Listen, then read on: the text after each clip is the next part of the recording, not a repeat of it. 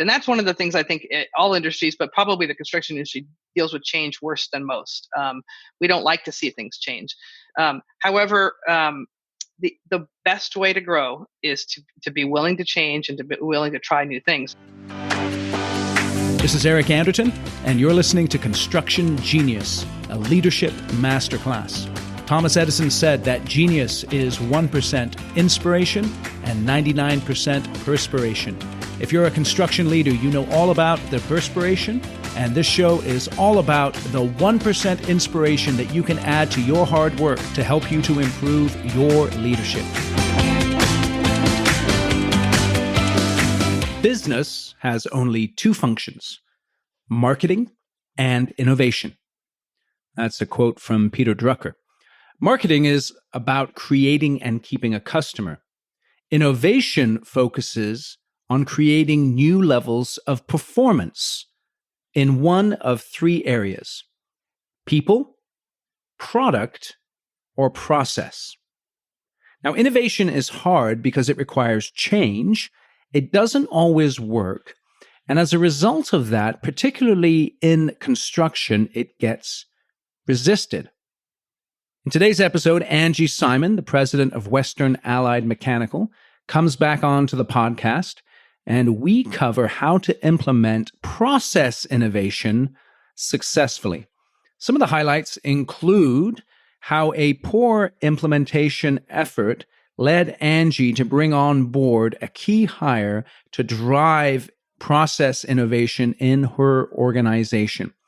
We also cover the positive ripple effects of innovation.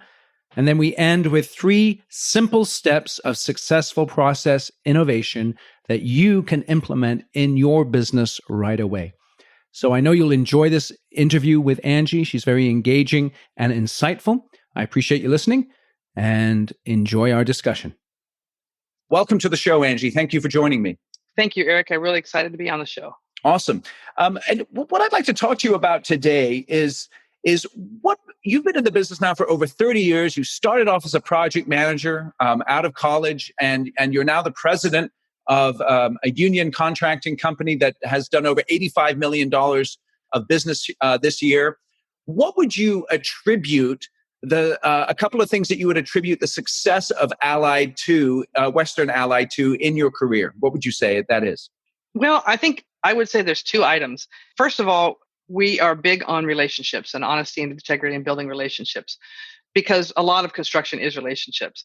But also, one that really sets us apart is that we are very, very interested in creativity and innovation. I mean, we are not afraid to go what we would used to be called the bleeding edge. We're not afraid to try things that are different than other things. And that's not something that the construction industry typically does.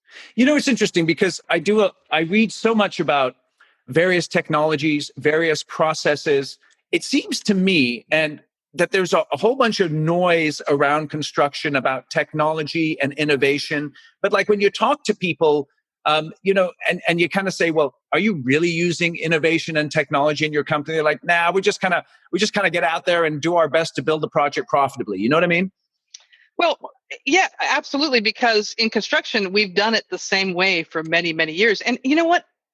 50 years ago, those buildings were built really well and they were built well. And why do we want to change that? That's what people want to say. Why do we want to change the way we did things back then? Because we built good buildings. I get that, but we can build better buildings and we can build them faster and better with better technology and less risk and less, better safety. If we go ahead and not be afraid to work with the technology changes that happen. And in construction, we aren't real progressive about that. And there's a lot of people that talk a good talk, but when you really challenge them, I'm not sure they're actually using a lot of that technology they should be. Yeah, because it's interesting. Because if I'm the president of a construction company and I've got a job that's coming across the table, and perhaps I'm just thinking I need to get out there and I need to build it as safely, quickly, and with as much quality as possible, so that I can get paid and then move on to the next one. What have you done to sort of maybe slow the process down a little bit and focus in on how to successfully innovate in your organization? Well, one of the big keys changes we've made in the last, probably started about 3 years ago with an operations manager we brought on, but we really started productivity tracking our productivity figuring out better ways to do things, and how long they actually took. So productivity tracking was done to not just track what was happening, but also to learn that, hey, maybe the hangers take longer to put in than I put in my estimate. Maybe the riser takes less time to put in than I put in my estimate. So we're refining our estimate constantly as well to be more competitive in regards to our quotes, but also to make sure that we give our field personnel the right amount of time to do these things. So we started productivity tracking, and hold on a second. So you're a union firm, right? And the first thing that pops into my mind when you say productivity tracking is, if I'm a guy in the field, what you're tracking me, you're going to track me. I don't like that. I didn't get into this business so that someone could be snooping in on what I'm doing every second of the day. When you first implemented that productivity tracking, how successful was it? Well, that's interesting you asked that, because it was about probably 5 or 6 years ago that we tried to implement this by changing. We started adding codes and saying we're going to track both risers, we're going to track hangers, we're going to track, and we added a bunch of codes. We didn't roll it out properly. We didn't tell the guys why we were doing it. We just told them to fill out their time card and take now 15 minutes instead of 5 minutes to fill your time card out. And then we didn't do anything with it. We didn't take the data and we didn't follow up on the data. We didn't look at it. We didn't use it in our estimate. So within a year, basically, we went back to our 5-6 codes and said, it's just not working.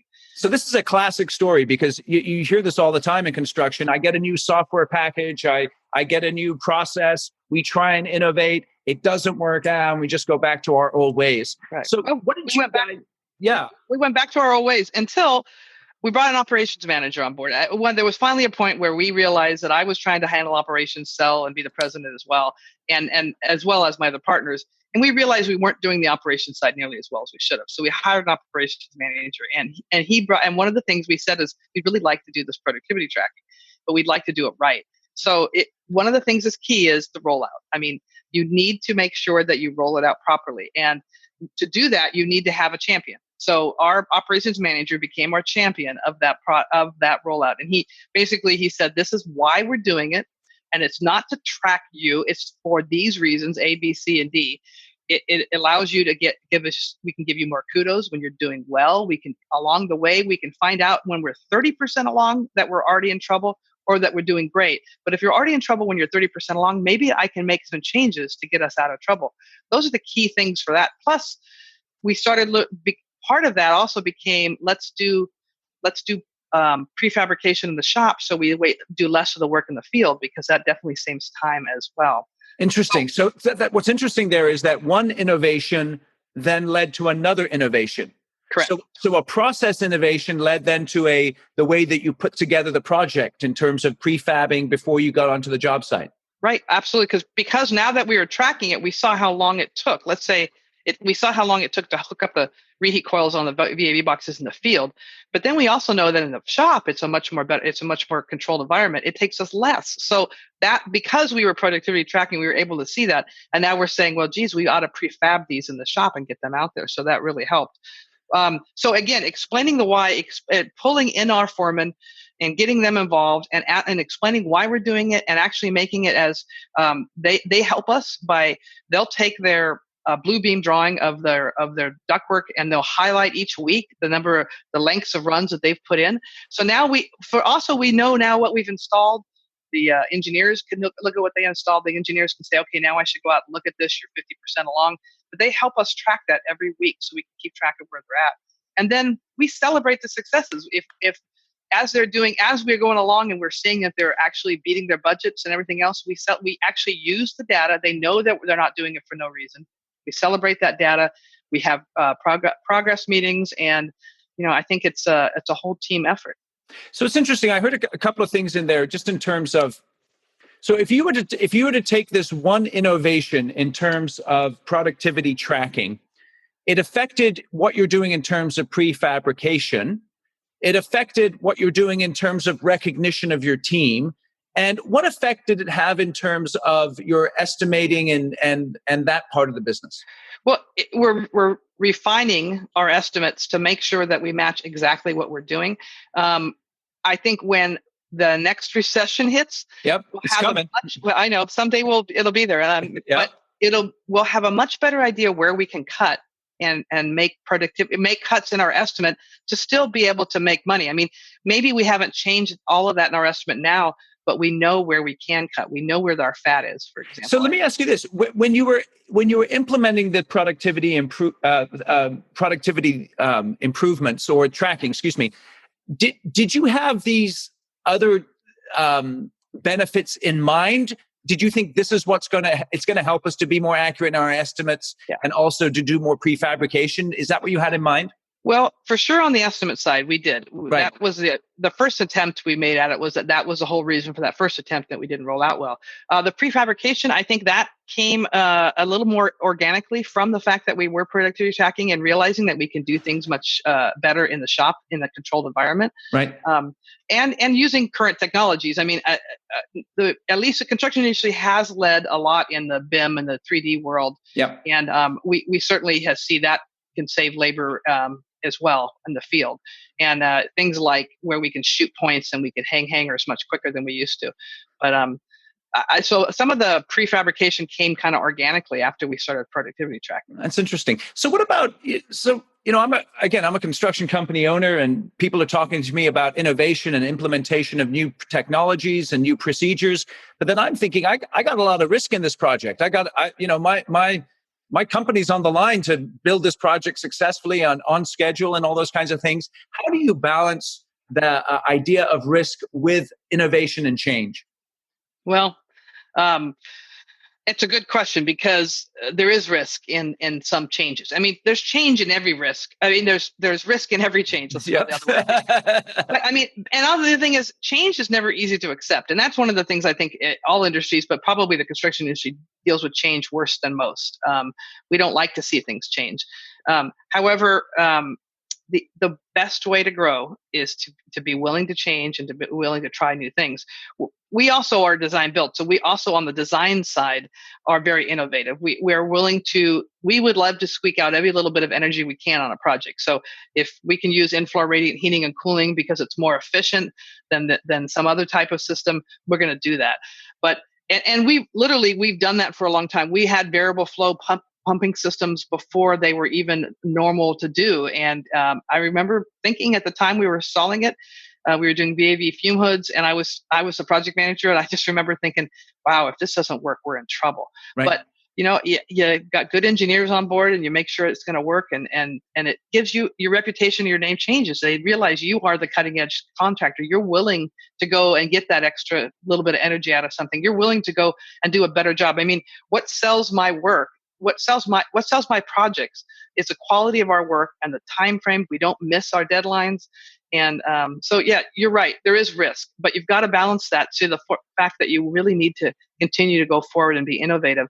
You're going to be able to save time and money on jobs if you're willing to try new technologies. That's terrific. So in light of this productivity tracking, just to summarize, what would you say just give us those 3 bullet points of what you guys focused on in order to take an innovation that at first failed and is now successful? What were those 3 things you focused on? So a dedicated champion. You need to have someone that is the dedicated champion that's going to make sure it goes through. That's the person that you need.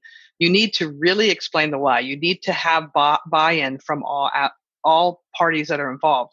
And part of that means they need to feel a little bit of ownership in it as well. So it's really important to explain the why. Mm-hmm. And then we really agree that celebrating success is important. Don't just let them think you're doing all this and then never show them the results. You have to show them the results. And sometimes the results aren't maybe to be celebrated. Sometimes they're not as good as you'd like, but it would be worse, I think, if we didn't know that we were tracking along the way. We've seen jobs are not going to make money, but if we didn't catch it at 30% when we caught it, it would have lost more money. So right on. I know it's got to celebrate those successes. That's excellent. Angie, I always like to, I really appreciate your time. I always like to ask my guests before signing off, what is your favorite restaurant?